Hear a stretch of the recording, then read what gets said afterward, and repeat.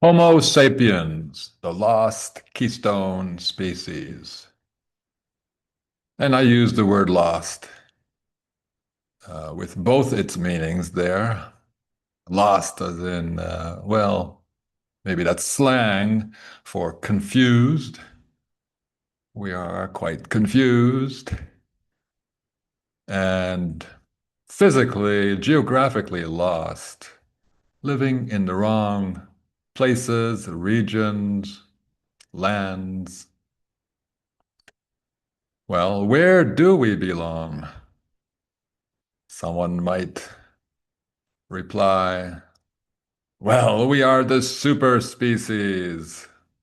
We can live anywhere, from Antarctica to the Philippines, from the Sahara to the swamps of Florida, from oil rigs to submarines, from the Himalayas to the 60th floor of your affordable apartment, to the imaginary space station. No frontier is out of bounds. We'll go to Mars, right? Yeah. Well, we'll probably create Mars or the moon before we get there. Create it on Earth, just like we're supposed to create heaven on Earth, right? Uh, One way to understand where an animal belongs is to study its body and its natural diet. Polar bears love seal meat and seem best suited to live in cold, white environments. So we can infer they belong in or near the Arctic Circle. Blue whales have fins and blowholes, so they probably belong in water.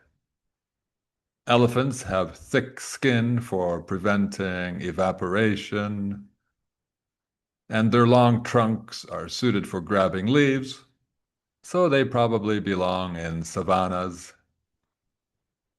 But look at humans. We have thin skin, we lose water through perspiration, and our healthy male specimens have minimal fat, and our jaws resemble ape jaws. And yet we live everywhere, and we seem to eat everything. Seafood, grasses, I mean grains, fowl, insects, large herbivores, sharks, fruit, mushrooms, roots, everything. It's unprecedented in the animal kingdom. And it makes figuring out what we are or what we should be rather challenging. Um, where do we belong? Are we the 10 lost tribes of mankind? Well, this funny biblical fairy tale stuff I address in my book, The Criminal Bible. I've decoded most of these, if not all of these names, related them to actual nations, people. Asher, isn't that a perfect, the ash tree. Asher is a tree. I think Zebulun is a cryptic variation of a African tribe. Oh, yes. Where did we start? They tell us. They tell us somewhere in Africa. Not quite in a jungle. And we took the long way around to get to South America and the Amazon. Perhaps it's all backwards. Perhaps we evolved at different places at the same time. Who knows? I'm not into evolution. Speaking of, trying to figure out where we belong by looking at our physiology, I've spoken before in my lecture. What was it called? Unreal Health, maybe? Yeah, well, this is the jawbone of a bear, black bear, an omnivore. It can tear meat and it can chew berries, chew much more than that. So it's an omnivore. We are not really omnivores, but some would insist. One way, uh, a close examination of the human body will prove that we are, like every other species, specialists, not generalists.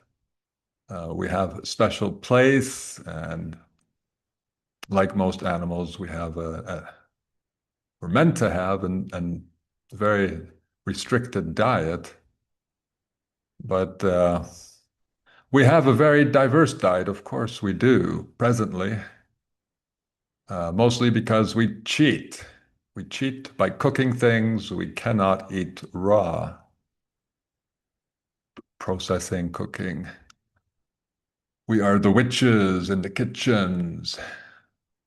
Besides, no other species lives everywhere. Are we the exception?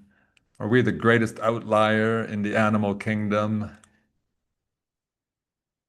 Maybe we could discover where we belong by studying our behavior. This seems reasonable. Every species has specialized behaviors. The beaver swims and cuts trees, so it belongs where water and trees exist. The crow flies, so it belongs in the air. The mole digs, so underground it goes.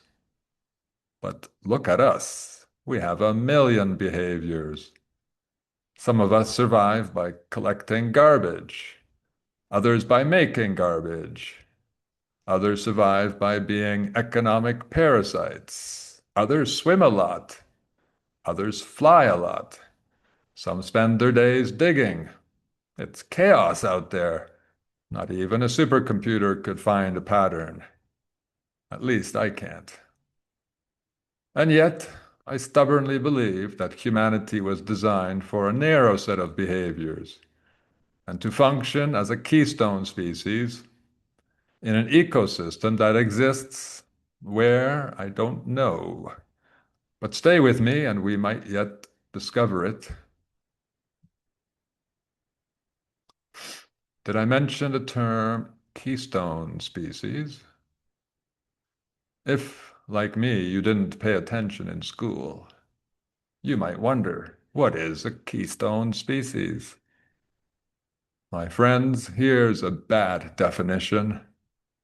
A keystone species is one that has a disproportionately large impact on its ecosystem relative to its numbers. An impact. What is this word impact? Clever people use impact to mean effect because, well, the word effect is worn out, too common, mundane. But more importantly, both the words impact and effect are neutral. Impact once had a negative meaning, but we need a positive word to describe what keystone species do. So here's a better definition. The word keystone implies that the ecosystem in which the keystone species lives would fail without the keystone species. Additionally, a keystone species is one that increases the diversity and the biomass of the ecosystem. In some cases, the ecosystem actually wouldn't exist without the keystone species. Unfortunately, over the past few centuries, Homo sapiens, that's us, we specialized at destroying ecosystems faster than any other invasive species.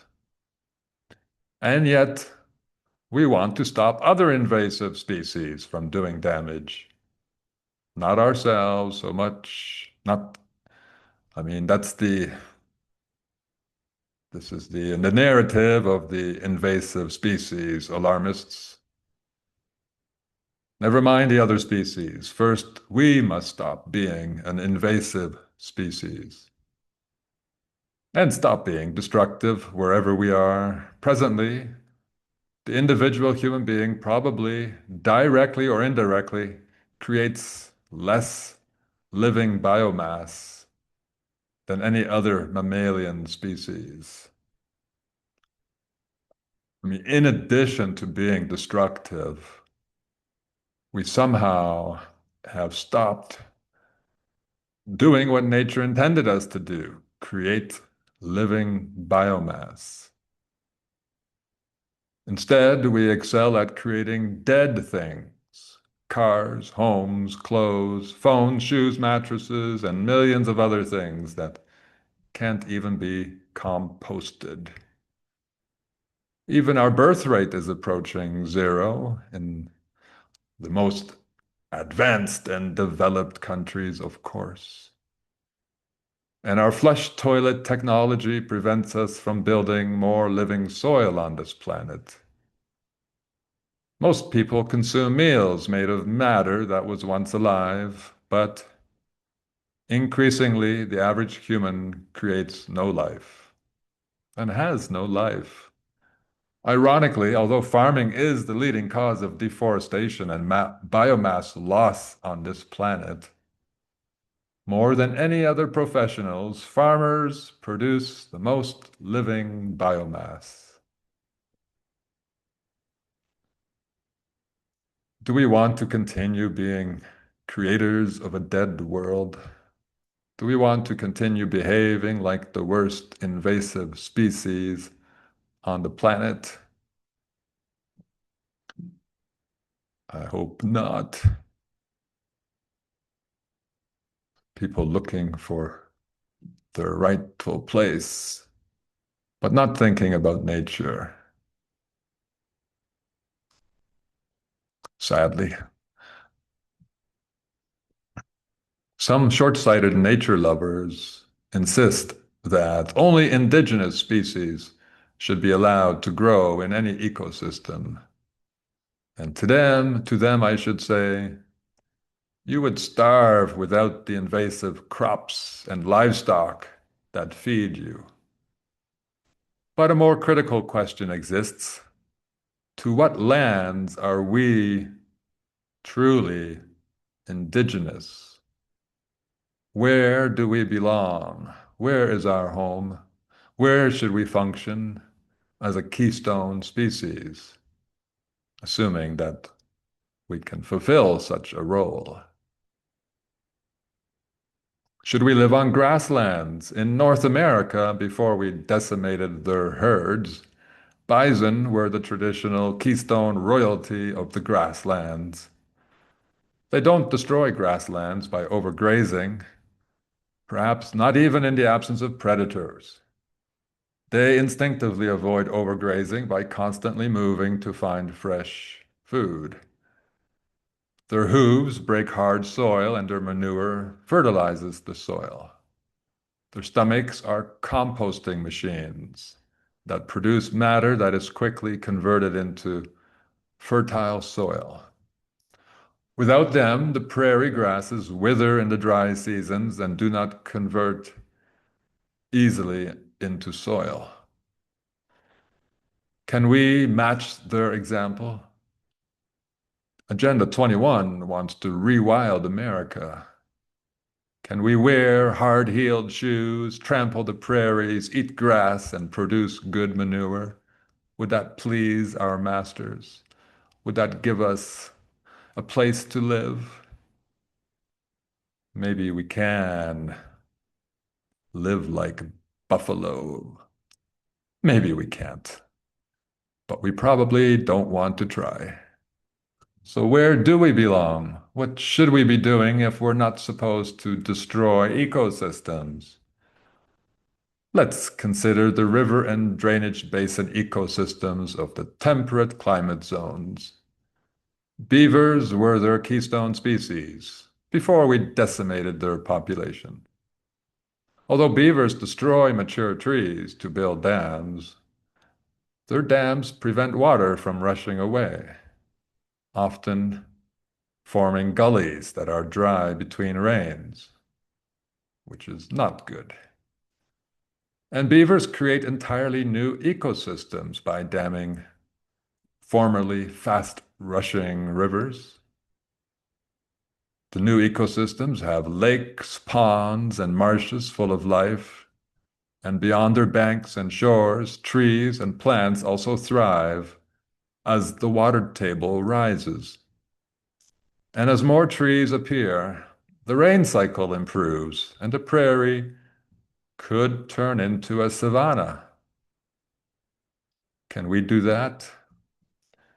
Our teeth are not quite suited for chopping trees, and beavers really don't want to share the glory. So once again, we're still looking for our land. Maybe we should look along coastlines. After we destroyed otter populations, mussel populations exploded and consumed kelp, destroying intertidal ecosystems. Humans love mussels too, so in theory, we could replace the otters we decimated and thus rehabilitate intertidal ecosystems.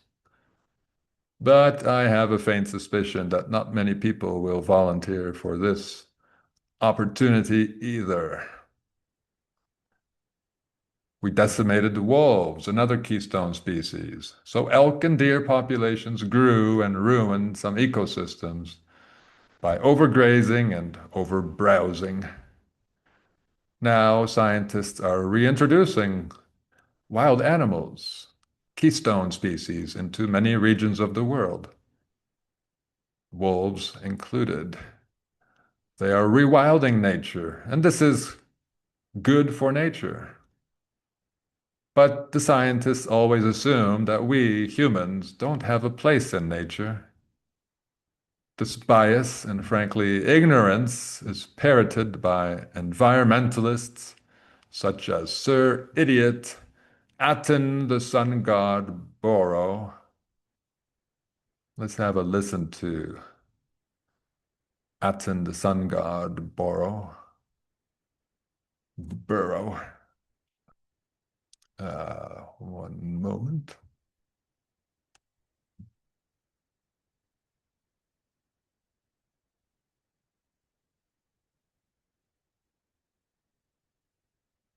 And this has consequences. A less wild world is a less stable world. Less wild world this, therefore we must reintroduce wild species, especially upon farmland. Humans somehow have no place in these people's vision of a better world. Let's have a listen to another clip from this little documentary about wolves uh, rehabilitating the Yellowstone ecosystem.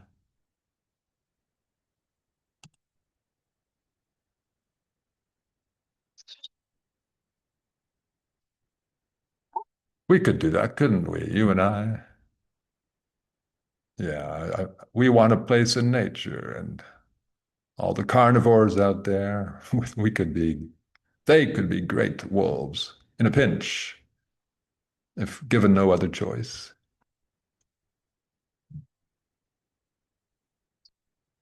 Wolves brought order back to the entire ecosystem. It's now been 25 years since the wolves were released, and this area is the wildest it's been in over 100 years. Removing wolves was a mistake, and I think we should correct our mistakes whenever we can. Yes, that's correct, our mistakes. True. Uh, on that note, let's one more clip, one more clip. Where is it?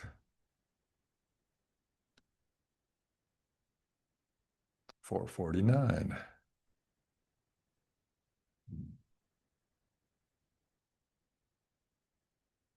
And it can be reversed so quickly.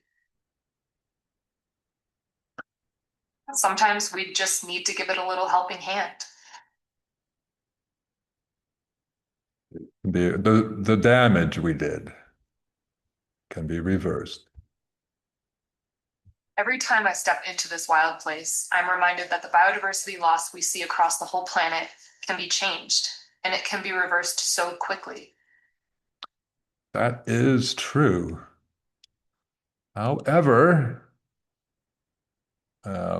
imagine doing that to all the ecosystems we have ruined. Um, that's most ecosystems.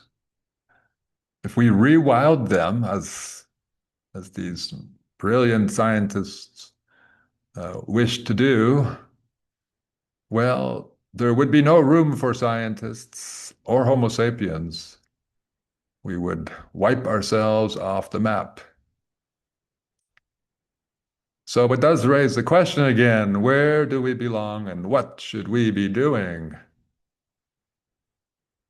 Um, on the Substack site run by Neil Spackman, he discusses his success at regenerating life in a Saudi desert. I quote, "Today, thousands of plants and animals live because of the work we did in Al Baida. I wish you could experience what that's like.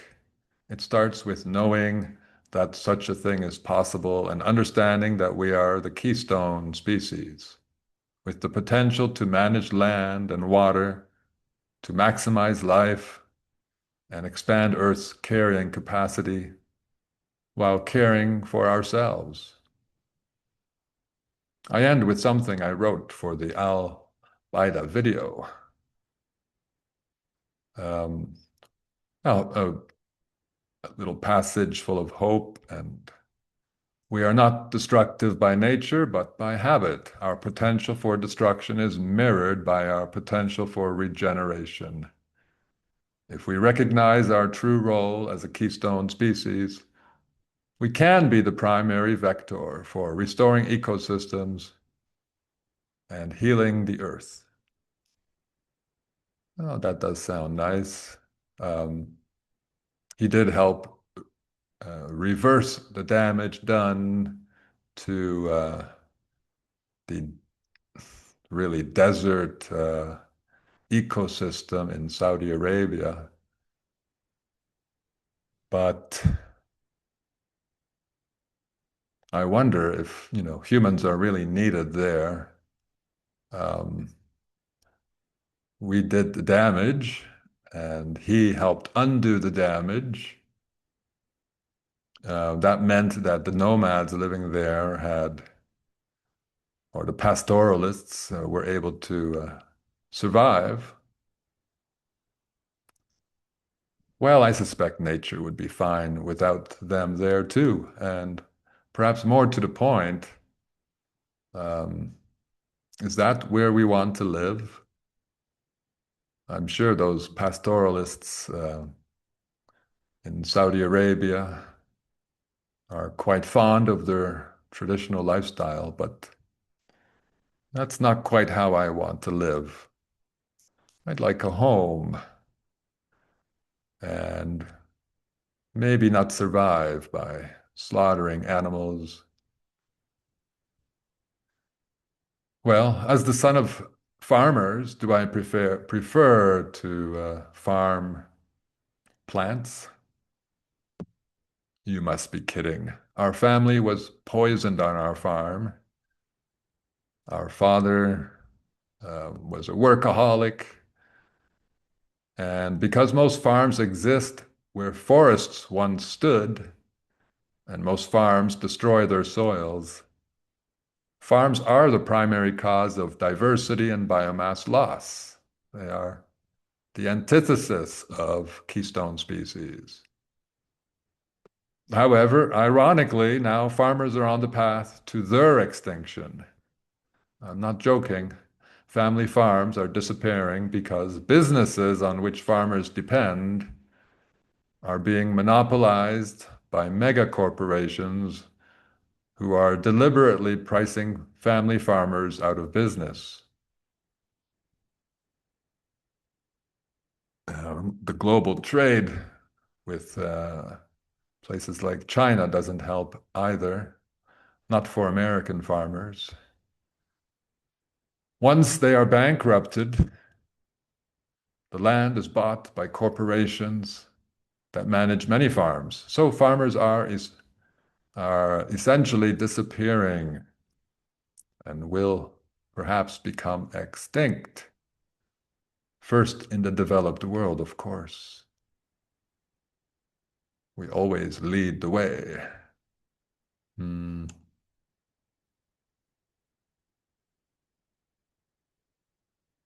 Yeah, the legacy of civilization, West Papa. Where do we belong? Oh, someone made a movie with the title. A film about determination. That's a lovely word. Everyone's determined. Even criminals are determined. Yes, here we go. Some evidence that farms are disappearing as if you need it.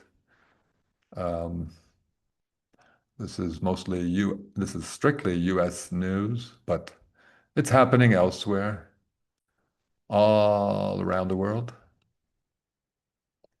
India, and sometimes different reasons are responsible.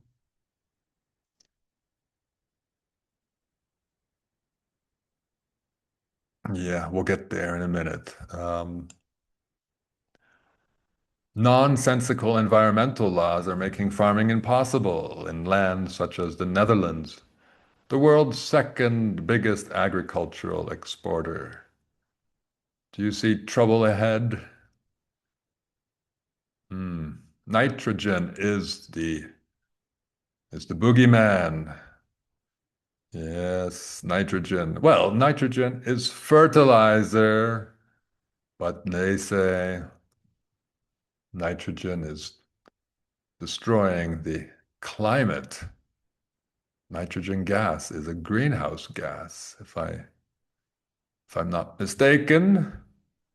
So yes, they wish to ban the production of fertilizer. Yeah, what a backwards world. A world devoted to death. And yeah, it's big news that this is my land of birth and origin, the Netherlands, the world's most advanced agricultural economy, going to pieces because of some imaginary mm, climate effects of nitrogen.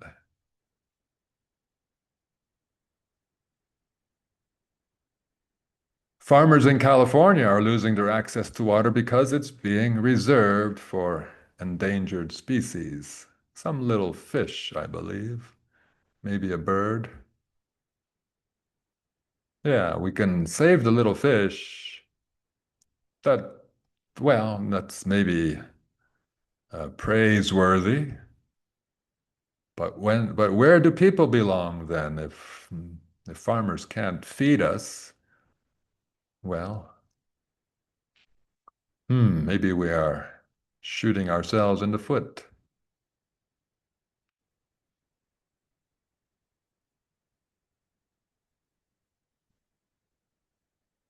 Throughout the western half of the US, on the rain shadow side of the Rockies, drought is a problem.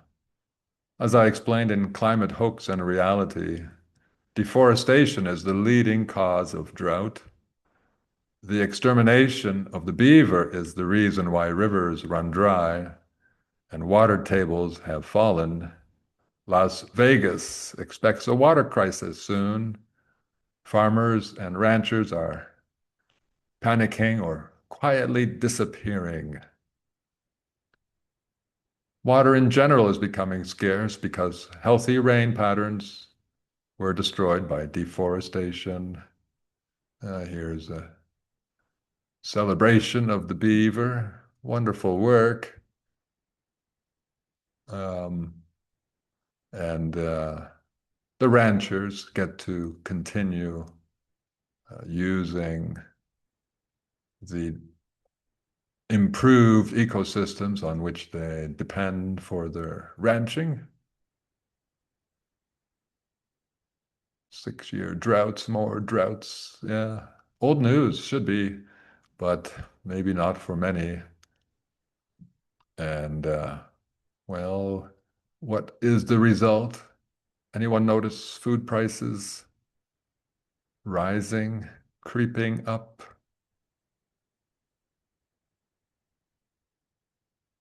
Well, if all that isn't bad enough, UN Agenda 21 and UNDRIP are determined to rewild farmland and give land to indigenous peoples who, like most people, don't like farming.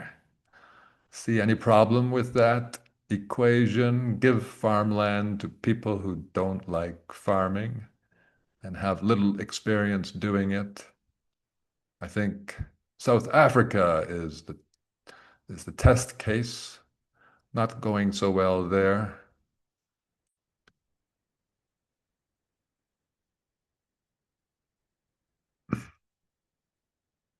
Groundwater depletes.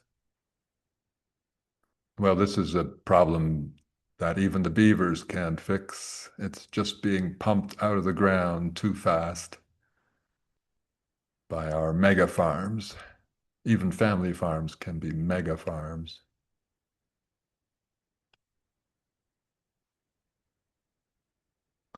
Well, so it's hard to, well, how do we respond to the fact that um, more drought, more drought?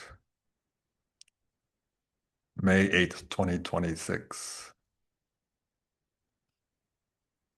More groundwater problems. This is a problem, a global problem, as so many farms depend on groundwater because, well, we've destroyed the good rain cycles. So we become dependent on groundwater, or we're just trying to grow crops that can't be grown in the with the with the rainfall provided by the environment. So we depend on groundwater, mechanical pumps. Well, we're pumping faster than the groundwater is replenished, so there will come a time. Oh, here's that inspiring map of rewilded America with I think the green areas are normal use. That means human use. The rest, basically, no humans, except for some Indian reservations. Barely visible there.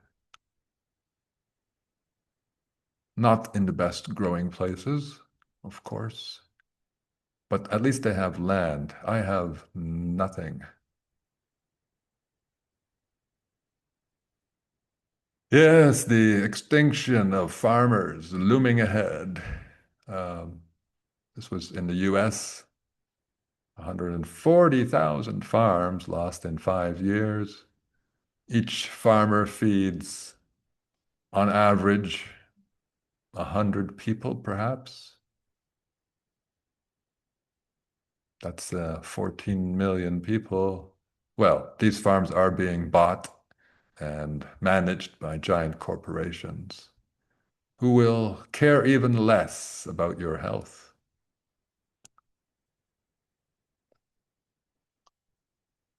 China's small farms are fading. That's a gentle word, fading.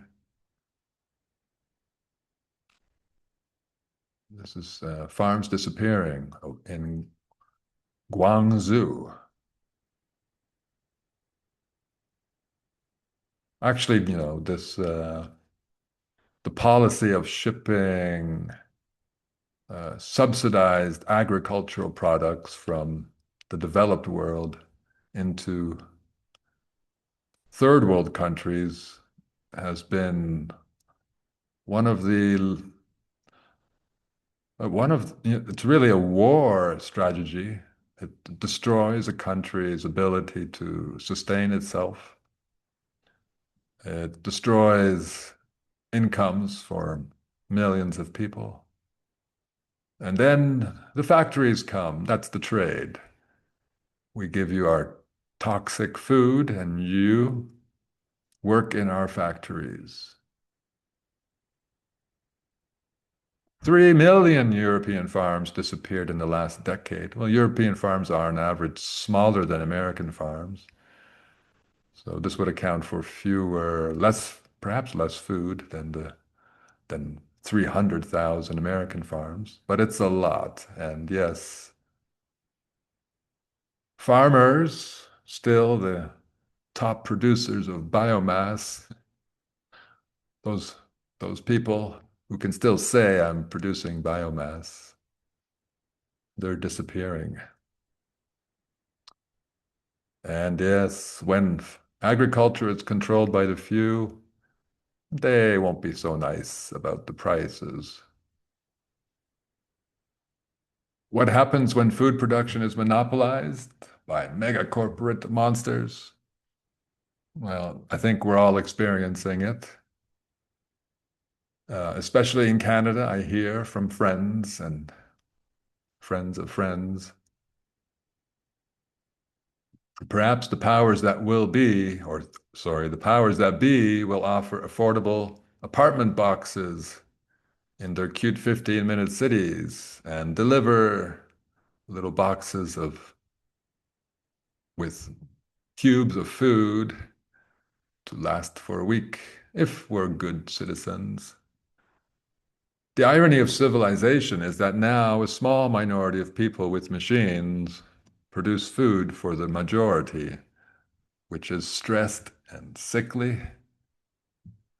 There's almost no one who doesn't get something every winter, every year, and there's almost no one who doesn't die of a disease. So we are a sickly species.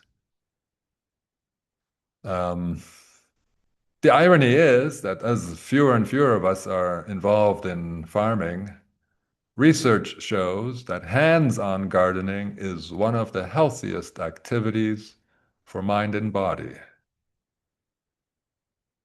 And the quality of industrial produced food is decreasing. As I provided one reason for that decline in my human waste lecture. The fact that most humans no longer know how to produce food for themselves is unprecedented in the animal world. Although we may call it progress, it's dangerous to rely on strangers for your survival. But even if someone wishes to grow their food, most people don't have access to the land they need for that. But I digress. Owning land is enviable. But if we were meant to be a keystone species, where is the land on which we were meant to fulfill that destiny? The old question for this lecture, where does nature want us to be? To be honest, I don't know any ecosystem on Earth that would collapse without us. So does nature even need us? Ecosystems seem to do better without us. Assuming we can do better in the future, the question remains, where? A clue might exist in human physiology. Again, we have the most advanced biological cooling systems on Earth. So perhaps I would not be unreasonable to suppose we're designed for tropical and semi-tropical environments. Why not deserts, hot deserts? Well, we don't conserve water very well. We sweat, which is precisely why we survive very well in warm environments that have plenty of water or juicy things we like to eat. Assuming we belong in warm environments, is any such environment threatened by a population explosion of herbivores? Are we needed to control herbivore populations in some jungle or semi-tropical savanna? Are any jungles being devoured by hungry monkeys, agoutis, leafcutter ants, etc.? No. Do tropical and subtropical forests and savannas already have great keystone species maintaining these ecosystems? I feel not really. In the Amazon rainforest, the work done by the black agouti, a rodent essential for seed dispersal, and white-lipped peccaries, which shaped the habitat, uh, creating paths and allowing some sunshine to come through the canopy and allow understory plants to grow. Well, I think we could do their work better, if I may say so myself. As for the jaguar, we could do its work by responsibly managing our own population numbers. No need to kill us, Mr. Jaguar. We can take care of our own population. In theory. Permaculture and agroforestry proves that we can make tropical and subtropical ecosystems more diverse and more productive than they are without us. We can shape the land to improve water retention and reduce soil erosion. And we can create openings in tall forest canopies to let light down and allow smaller plants to thrive. With our ability to recognize patterns, we could create forests with the best combinations of trees, with the optimal amount of nitrogen-fixing trees. We could hand pollinate selected plants to produce the best new generation of plants. With our mastery of fire, we could build and enrich the poor soils of tropical rainforests with biochar. What other animal can do all this? No other animal, none. And that means we can be nature's super keystone species. What do you believe? Did I discover where we belong? Did I discover what we should be doing? Are you convinced by my logic? Feel free to discuss in the comments section or email me.